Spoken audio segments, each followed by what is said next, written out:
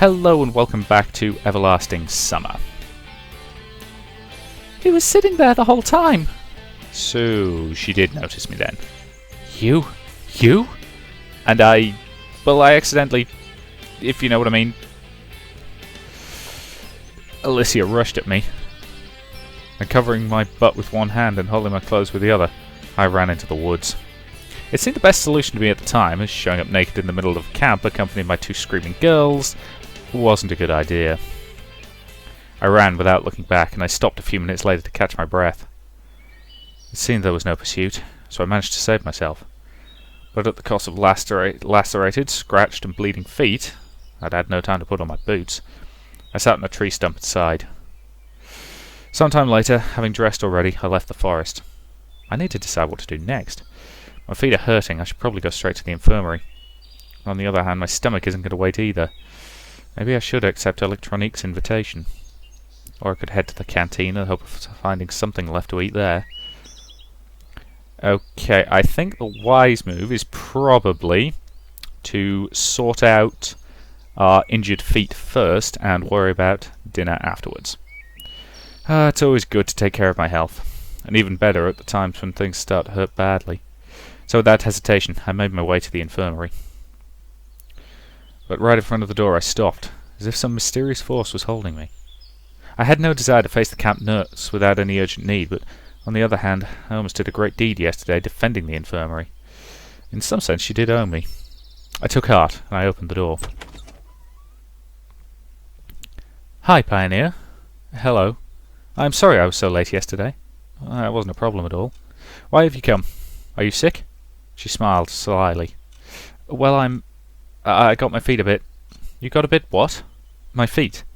I gave a stupid answer. Oh, okay, show me. I sat on the couch and took off my boots. How did you manage that? I'd better keep silent about what happened near the washstands. Well, never mind. Wait a second. She rummaged in the drawer, took out a big red pill with a cross-shaped notch from a vial. And what's that for? I was disturbed by the size of the pill and its strange shape. And they're broken halves, usually not in quarters. This is to make the amputation of your legs unnecessary. What? Okay, that's a bit unsubtle.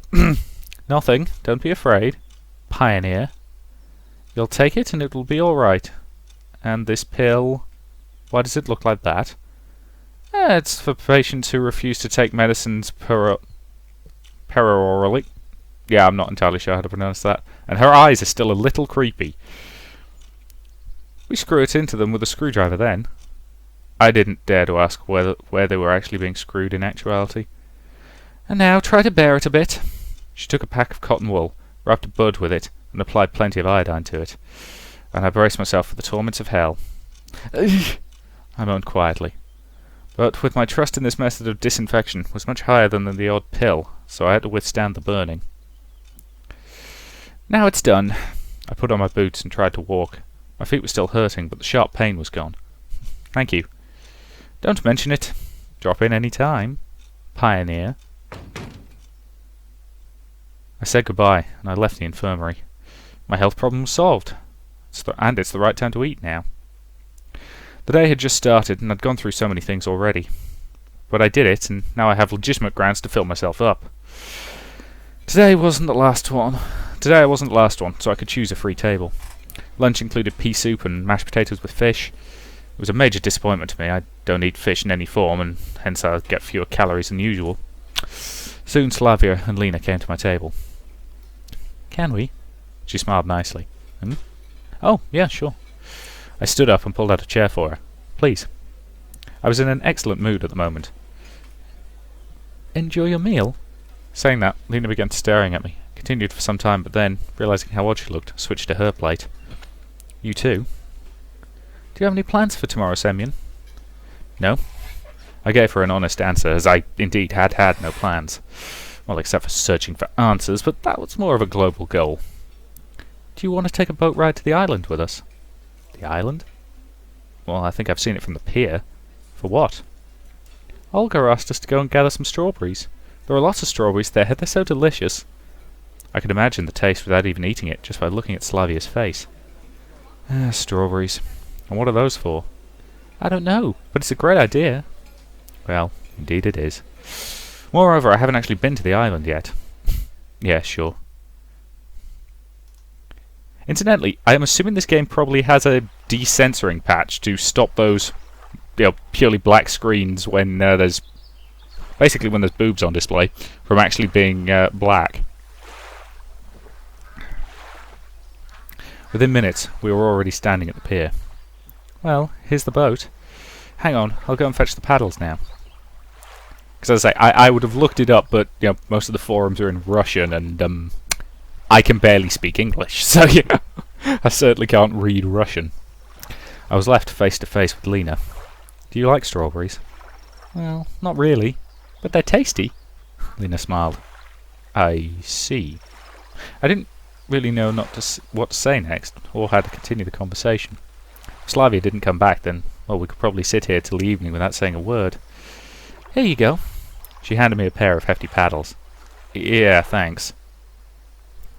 We got on the boat, and I untied it, pushing off the shore, and started to pedal. Okay, that's almost certainly a call from a junk number that I don't care about. 0333441404. Yeah, that's gotta be nonsense. It's a pity I can't turn the bloody ringer off.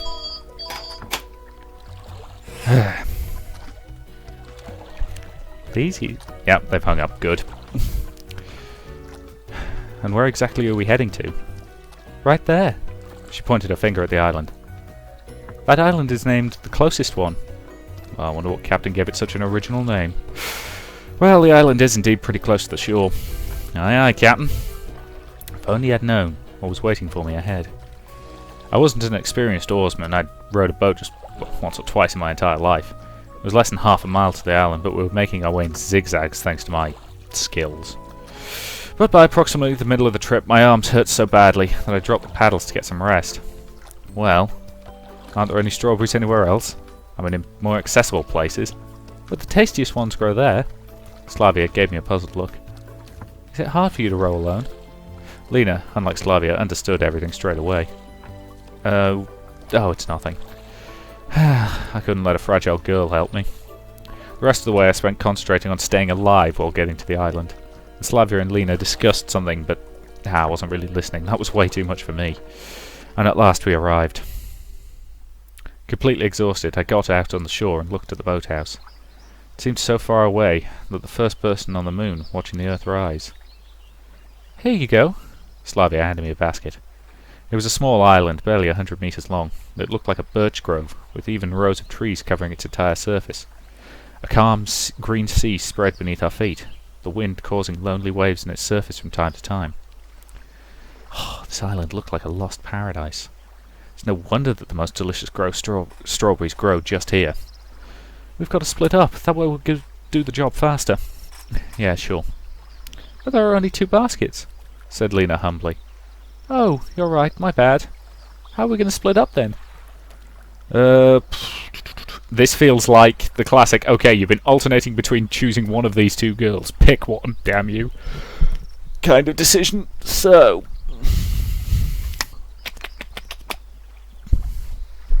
Good question. What do we think, game fans? I mean, obviously, what you say has absolutely no effect on how I play this, because I recorded this a week ago. In case you're interested, it's currently Thursday, the 11th of June. So... let's go with the blonde. Let's go with Slavia. Why? Because she's a little more outgoing, a little less shy, and... frankly, her hair is nicer. What can I say? I like long hair. I didn't want to walk here alone, and hoped that Slavia would join me, but, well, I couldn't bring myself to ask. Well, it's obvious. 1 basket for me, and 1 for you 2. No, let me go with you. Slavia smiled. Okay. I was a bit surprised, but I was glad that it had turned out like this. Lena seemed to take no offence at all. The reaping has commenced. The strawberries here were delicious indeed. I could probably eat them all if I didn't stop myself in time. Despite being wild grown, the berries were close to the garden ones in size and had a rich red colour, so it was clear our visit here wasn't in vain. Slavia was walking right beside me, as we had only one basket. I felt like a mushroom picker, looking under every shrub, searching through the grass carefully. Pay attention! An entire bunch of strawberries had been left behind. Oh, yeah. Sorry. It's fine. You must enjoy being here, don't you? You like nature, after all. Of course I do. Slavia smiled. It reminds me of my home. We have some similar beautiful birches there. She gazed dreamily, somewhere into the distance. Look, I've always asked, what do you like in general? You look busy 24/7, and it seems like you have no time to rest at all. She started to think. I don't know, really. Doing a variety of activities is enjoyable for me. Well, that's understandable, but still. I like knitting and sewing, things like that. Slavia took a handkerchief out of her pocket. There were red and yellow and green flowers embroidered on it. They were entangled with each other in a complicated way, creating sophisticated geometric forms. Such a typically Russian handmade handkerchief. Glimpsing it, I instantly imagined Slavia dressed in an ancient sarafan, sitting on a beach beside a ramshackle house, with a crowd of playing children running around it. It's quite cute. Thanks. Let me give it to you as a gift. Such a proposal embarrassed me. Oh, you shouldn't. No, take it. I looked at the handkerchief once again and put it in my pocket. Thank you. There were so many strawberries here that after a mere half hour we had the basket filled to the brim. Seems we're done. Yes. We've got a lot, so it should be enough. When we got back to the boat, Lena wasn't there yet. She'd need more time to fill the basket by herself. Yeah, I guess so. I looked at the river. Sun sparkles happily danced across the water's surface, and were the only things that distinguished it from a mirror. That's how calm it seemed. What are you thinking about? Nothing really. You? Me? What will happen once the vacation is over? We'll have to leave camp and go back to our homes. Will I ever see anyone I meet here again? Will I ever see you again? She looked at me, her eyes so full of sorrow that I couldn't think what to say. Lena came out of nowhere, breaking the silence. Oh, you're done already? Here. She showed us a basket, also full of strawberries. Great! Now we can go back. And I still had Slavia's face, and those words of hers on my mind. Sadness and sorrow weren't the kinds of emotions typical of her. Could she be hiding them all the time under a mask of cheerfulness? I had no answer to the question, and I knew I couldn't find one either way. Maybe later. The way back took less time, so I tried to concentrate on rowing and ignoring everything else. My only wish was to get back alive, as the first trip hadn't gone without consequences. Now my hands started to hurt after only a few sweeps of the oars. Having tied up the boat, I fell to the ground with no energy left, and Slavia and Lena leaned over me. You could have said if something was so hard for you. Yes. Oh, never mind, it's fine. I'll just lie here for a bit and everything will be alright. Okay then. Get these baskets to Olga, please. We have something else to do. Yep, sure. I was ready to agree with anything at that moment just so I wouldn't have to get up. Slavia put the baskets full of strawberries next to me and headed to the square, happily chatting with Lena about something. Oh, the hardest part's done anyway. That's what I thought before I got up and took the baskets. After rowing, they felt like cement bags, and while even weighing barely more than a few kilograms each. So the trip to the camp leader's cabin took much, much longer than usual, and I had to stop every 50 meters to have a rest. Once I finally made it, I put the baskets on the ground and sat on the deck chair with difficulty. Olga! Olga, I've got presents for you! There was no answer. I barely managed to get up and enter the cabin. There was nobody there. If you don't need them, it's up to you. I lay down on the deck chair, and I fell asleep. I had a weird dream about a strawberry race.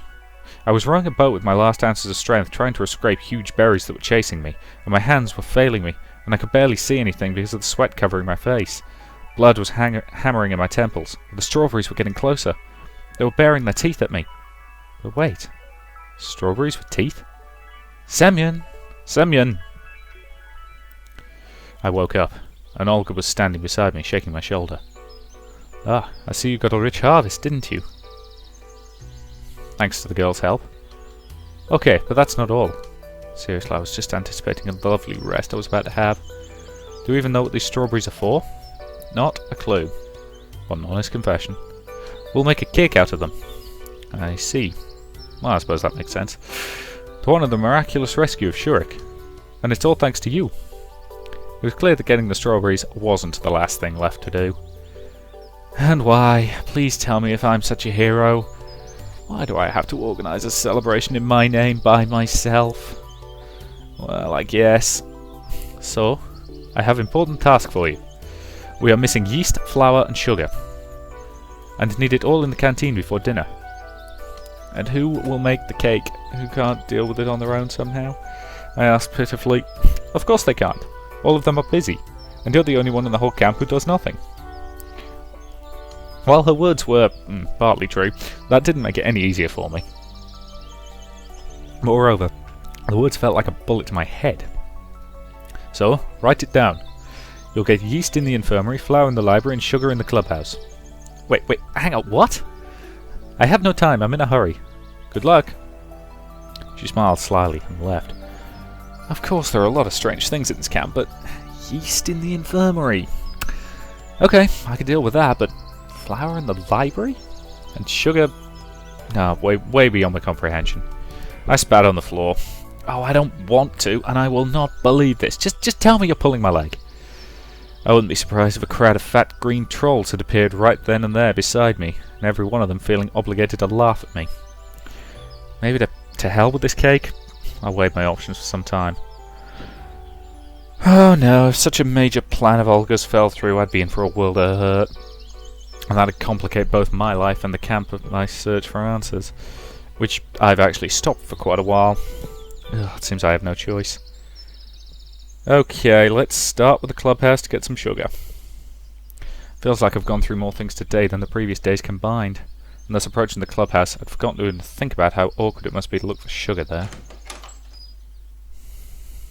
Shurik and Electronic were enthusiastically building something. They were so busy that they didn't even notice me. I looked closely. It was some kind of robot.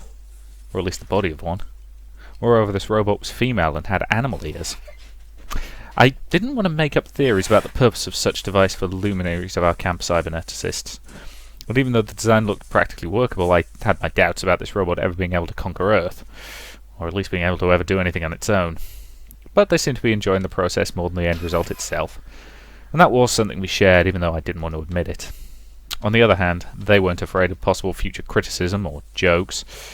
They were working towards their goal without paying attention to others. Who wouldn't call it unrealistic or even absurd?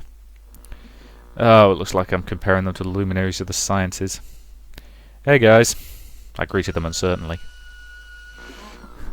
Oh, Semyon, come in. We're always happy to see you. I was actually already inside. You know, sorry for what happened yesterday. I barely remember anything, but, well, never mind, it's okay. What brings you to our humble abode? Electronic looked at me slyly. Sometimes I feel that he makes such a face when he knows something about the other person, something that he can use in just the right moment. Sugar. I need sugar. An image from an ancient video game suddenly came to my mind, where some kind of unit, like a builder or something, cried out with all of its 5-pixel structure, "Gold! We need more gold!" "We got it," said Electronic calmly. "Why would you want it?" I felt that I shouldn't explain to Shurik that they wanted to bake a cake for him. I shouldn't spoil the surprise. I don't know. Olga told me to get some. Oh, okay, hang on. Electronic disappeared behind the door into the next room. And why do you have sugar here? Why is it not in the canteen? Well, when the food truck came last time, that was the last thing to unload. And given that our building is the closest one to the entrance, they left it here for some effort. That's reasonable, isn't it? The door opened, revealing Electronic holding a huge bag behind him. I really don't know what the size of the cake will be. That was obviously way too much sugar. Well, thanks, but I don't need it all. But where would we put it? Electronic gave me a surprised look. We don't have a place for it. You asked for sugar, so take it. It seemed that previous smile of his was not there without reason. Maybe you'll help me then? It's not that far to carry. We're busy. He pointed his hand to the robot. I gazed at Shurik. He owed me, after all. He hesitated, and then looked away in shame. I sighed, took the bag, and headed to the door. Thanks, anyway, I said at parting, exerting myself. I didn't make it too far. After a mere 20 meters, I had to put the bag down and have a rest. I had no idea how much it weighed, but it felt like more than 20 kilos. On the one hand, it was just 200 meters to the canteen. On the other hand, even such a distance with this payload on my shoulder, or my hands, or legs, or under my arm, or hell, even on my head, looked impossible for me to cover. As I resigned myself to move in minor sprints with prolonged pauses between them, so that I could get there by night at least, I heard a voice beside me. Maybe I could help you. I saw Lena in front of me. I don't think you can. It was one of those moments when I felt painfully aware how dramatically I was out of shape. I can bring a handcart. A handcart? Why didn't I think of that myself? Yeah, that'd be great. Wait here, I'll be right back. She smiled and ran in the direction of the square. Oh, what would I do without her? It's good that Lena isn't always that shy and can take initiative sometimes. I started to think. She seemed quite usual now, with no traces of shyness on her face, and, well, actually the complete opposite, smiles, confidence. The offer of help wasn't something extraordinary by itself, but getting it from Lena? A few minutes later she came back with a smallish handcart, and I put the bag down on it. Thanks. Don't mention it. She blushed and looked down. Okay, the Lena we know is back. So, I'll go then. Yeah, see you. And thank you again, I shouted after her. Sometimes I felt like there are two different people living inside of Lena. But the second one, confident, happy, sometimes even bold, only seems to appear when she talks to me. Or am I making things up again? I thought that it would be better to get all the ingredients at once, so I headed to Olga's cabin with the handcart. Okay, do we want to get the... let's go to the infirmary and get the yeast next. I feel like I've visited the infirmary too often recently. But what can I do? That's how things pan out. I sighed and I knocked on the door. Come in, the nurse said, with a trace of a sing-song accent. Good afternoon. Olga sent me here to get some... I hesitated slightly. Some yeast. Ah, sure. She gave me a broad smile. It's just that I don't have any. Pioneer. How so? She said that... Well, I had some, but now there's none left. I didn't even bother asking why she'd had it in the first place. Well, don't you worry. You can have some aspirin, for example. That could actually be of some use. Where do I get it, then? I sighed. Take this. She opened the drawer and pulled out some kind of bottle. I took a closer look. It was Oskinoki beer. What's the matter? Beer's also a fermented product? She gave me a deep gaze. Nobody will even notice. She had a point, but everything just looked so grotesque to me that I couldn't find anything to say. Are you sure? Absolutely. Okay then. The bottle clearly wouldn't fit into the pocket of my shorts. Well, thanks. I mumbled shyly, leaving the infirmary. Well, beer could replace yeast. Even my limited knowledge of chemistry and biology was enough to accept that, but generally walking around with this bottle in my hands looked like a silly idea to me. So I decided to bring it to Olga's cabin and hide it there. I had to reach it somehow, without anybody noticing the beer. I hid the bottle under my shirt. And everything would have been fine, but Slavia called out to me at the square. Well, actually, she sprang out from behind on me so suddenly that it gave a start. How's it going? What exactly? Your search for ingredients. Oh, so you know already. Yes, I do. Slavia smiled. Well, it's going alright, I answered, trying not to give away my unrest. And what do you have there? She pointed to the bottle sticking out from under my shirt. This? She got me. Ah, it's nothing. I blushed with a silly giggle. Time to go. I was almost running, leaving the square with the puzzled Slavia behind. It's great that she's one of those people who just doesn't ask unnecessary questions. But there are people in this camp who would like nothing better than to poke their noses into other people's business. Passing the pioneers' cabins, I stumbled onto Olgiana. What are you hiding there? She gave me one of her cheeky looks. I thought there was no point in denying anything, so I replied in a provocative manner. None of your business. I'm a cipher officer bearing messages to headquarters. That's certainly big. Message. I was carrying the bottle at waist height, so I was slightly embarrassed. You want some help? I'll deal with it on my own. I walked past her confidently and proceeded on my way. And to my surprise, she didn't say anything, nor try to pursue me. There was nobody at Olga's cabin, so I successfully managed to stuff the bottle under my bed. Once I got outside, I sighed with relief. Really, I couldn't believe that I would ever worry that much about a single bottle of beer. It's like I was back in high school. It's a good thing it's safe now. Even if somebody finds it, I'll claim that it's not mine. I can always think of a suitable excuse for my enormous experience. And on to the library. If every other place on the cake ingredients list made at least some kind of sense to me, that flower in the library made none. I thought hard about who would put it in the library and why, but I couldn't find any sane explanation after all. And given Xenia's harsh nature, I'd better knock first. Open. Xenia peered at me closely from behind her glasses. What do you want? Don't think anything weird, but I didn't want to look like an idiot and decided to explain things carefully. Look, I need some flour. Olga said that it's here. I know it sounds strange to keep the flour in the library, but I was sent to you, and there's a need for a cake to celebrate Shurik's rescue. Yes, I have the flour. What's so strange about it? Xenia replied with surprise. And at that second, I felt like I'd been hit in the head with a heavy weight and had just lost the ability to understand anything at all.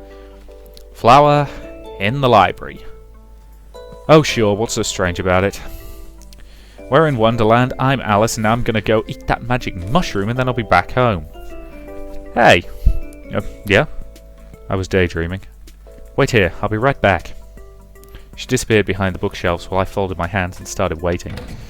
And a moment later the sound of a trapdoor groaning on its hinges reached me. Hey, you need some help? I inquired loudly. I'll deal with it, Xenia barked out to me. She seems to be in the basement. I'll have to wait a little. Okie dokie. A few minutes passed, but Xenia still hadn't returned, and I was starting to get worried when the door was suddenly flung open and Alicia came into the library. She looked surprised too, seeing me here. What are you doing here? Am I not allowed to be here? I said rudely to her. Alicia was clearly a bit overwhelmed. Oh, what do I care? She snorted and headed to Xenia's table. Why are you here then? Alicia measured me with her eyes carefully and almost opened her mouth to say something, then seemed to change her mind and turned away, hiding her hands behind her back. Returning a book? I blurted the first thing off the top of my head. It's none of your business, she replied with a hint of hesitation. Well, what book is it? Alicia was silent. Oh, come on, let me see it. I wonder what Miss High Voltage Keepaway reads. It's none of your business? Her voice was even less confident. Okay, I'm not going to insist or anything. In fact, I was actually quite interested to find out what Alicia was reading, and moreover I was quite amused to see a book in her hands. TV, movies, computer, if only one were available here. All these things seemed to be much more appropriate entertainment for a girl like her. But she had a book instead. I stay on guard. Curiosity killed the cat. Anyway, it's Alicia. That means it could quickly turn into a total mess. Besides, I still have ingredients to collect.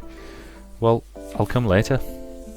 Alicia left the library quickly without looking at me, and it got me thinking, what could this book be about if she was so ashamed of it? And ashamed Alicia is something extraordinary by itself, but Alicia ashamed about a book? But what's the point of guessing now? I suppose there's no way to find out. Finally, Xenia's deep groan rang out, reaching every corner of the library. Grab it! I passed by the bookshelves and beheld the perspiring librarian sitting near the trapdoor leading to the basement, with a small sack next to her. Well, they might have some sort of storehouse down there. Thanks. I took the sack and I left the library. Thank goodness it wasn't too heavy, so I carried it down to Olga's cabin without too much effort. Finally, it seems like I'd collected everything. I took the handcart with the sugar outside, put the sack of flour in it, followed by 2 baskets of strawberries that somehow fit in between, and the beer was hidden under my shirt just in case. The day was coming to its end, so I had to hurry, as cake itself will need some time to bake. Of course I rather enjoyed lying down and closing my eyes and getting some decent sleep, but, well, I couldn't let Olga down. Indeed, after all the trouble I'd gone to, I even felt personally responsible for the success of this event. Coming to the square, I stopped for a moment to catch my breath. It wasn't that the cart was heavy, it ran smoothly without any noticeable effort required. It was just that any physical exertion caused pain to me now, both a physical and a mental one. I sat down on the bench and I closed my eyes for a moment. What's that? I didn't really give a damn who it was, probably just a fellow pioneer girl taking an interest in an unfamiliar companion in distress. What are you talking about? I asked her tiredly, and she didn't reply. Those are the ingredients for a cake. Do you like cakes? I don't know. What? You've never tried cake? I don't know. Obviously the girl didn't get what I was talking about, and it didn't surprise me in that moment. I really wasn't interested in the conversation. I was just so tired that I had zero intention of classifying external distractions and tagging them as either common or uncommon. I see. Come down to the canteen later, have a bite. Really? Really. And what are they made of? What? I asked indifferently. These cakes. Well, some flour, some sugar, various fillings. That's a really strange question. How does she know what cake's made of? And you have it all here? Sort of. And sugar? And sugar. Could you lend me a little? What for? I thought I was over the top. A sudden gust of wind made me grab the cart instinctively and open my eyes. And nobody was there. Am I daydreaming? Well, that's a perfectly valid question, and we'll probably not find out the answer at the beginning of the next part. So, thank you very much for watching, and I will see you in the next part.